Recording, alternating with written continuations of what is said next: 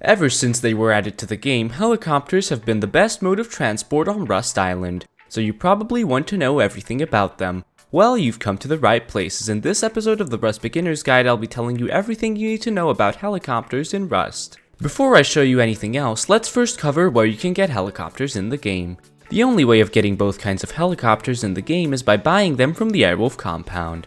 The Airwolf compound is located at the Bandit camp. On screen now you can see an aerial view of the Bandit camp, and this over here is the Airwolf compound. Once you get to the Airwolf compound, all you need to do is walk up to this NPC, talk to him, and go through the dialogue options to buy the kind of helicopter that you would like. The prices for helicopters here are 750 scrap for minicopters and 1250 scrap for scrap transport helicopters. When you're buying a helicopter at the Bandit camp, you don't really need to bring too much fuel, as they all spawn with 100 low-grade fuel inside. If you're interested in how to get scrap fast, click the card in the top right corner right now. The main differences between the two helicopters are that the minicopter is easier to maneuver and that the scrap transport helicopter can hold way more people. And if you were wondering, unfortunately you can't carry anything else in the back of the scrap transport helicopter apart from people. So that means no boats, no horses, and no minicopters. Another difference between the two is that the scrap transport helicopter has a light on it that you can turn on by pressing F, and this will also toggle a red light in the back. Now that you have your helicopter, it's time to learn how to fly them.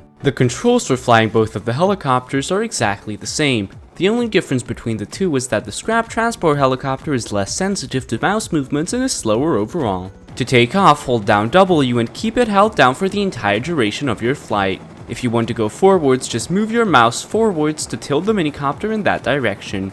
You can also tilt your mouse backwards if you want to start going backwards. If you want to turn your heli left, press A and move your mouse to the left. And if you want to turn your helicopter right, press D and move your mouse to the right. Landing with your helicopter is quite simple as well, as all you need to do is approach the ground, slow down by pulling the helicopter up, and holding down S instead of W to finish the landing. Another thing you can do with your helicopter is when you're on the ground, hold down your left control key and you can drive around just like you would your car. And finally, before moving on, I'll show you the fuel consumption of the helicopters. Both helicopters use 1,800 fuel per hour of flight, which is equal to them using 30 low-grade fuel per minute of flight. And if you're curious, the maximum capacity of the fuel tanks of both helicopters is 500 low-grade fuel, which gives you 16 minutes and 40 seconds of flight. Now that you have your new helicopter, you probably want to keep it for as long as possible. The minicopter decays in 8 hours if left outside, which you can bump up to 36 hours if you store it inside.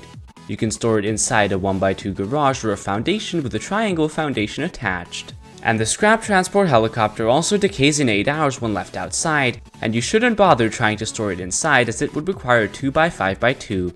But if you somehow manage to do it, then the scrap transport helicopter only decays in 48 hours. Now let's move on to the repair costs for the helicopters. The minicopter costs 34 metal fragments to repair per 100 health, and the scrap transport helicopter costs 76 metal fragments to repair per 100 health. With these numbers, we can calculate the upkeep costs for the helicopters.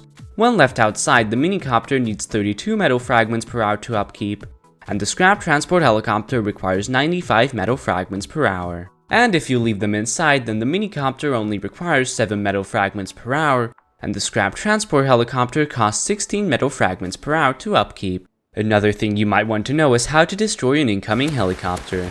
The minicopter can be destroyed with 3 high-velocity rockets, 6 shots from a SAM site, 19 fire arrows, or 63 explosive ammo. And the scrap transport helicopter can be destroyed with 3 high-velocity rockets, 8 shots from a SAM site, 25 fire arrows, or 84 explosive ammo.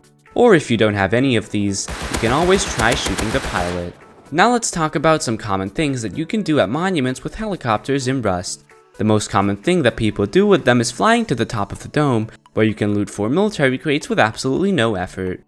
Apart from this, helicopters are useful for taking the oil rigs, the cargo ship, and when doing the giant excavator. So that's it from me. I've been Mimish, and if this guide helped you, consider leaving a like and subscribing. If you really enjoy my content, you can join my Discord server and chat with me, or you can become a channel member by clicking the join button next to the subscribe button. Special thanks to Bothered Nickel, Greg Danger, RustTDO, Mr. Navila, Ray, Alex Lanitu, Arson String, Martin Erickson, Doge Bond, Philip McYar, and Mr. Cater for supporting me, And thank you guys so much for over 9,450 subscribers.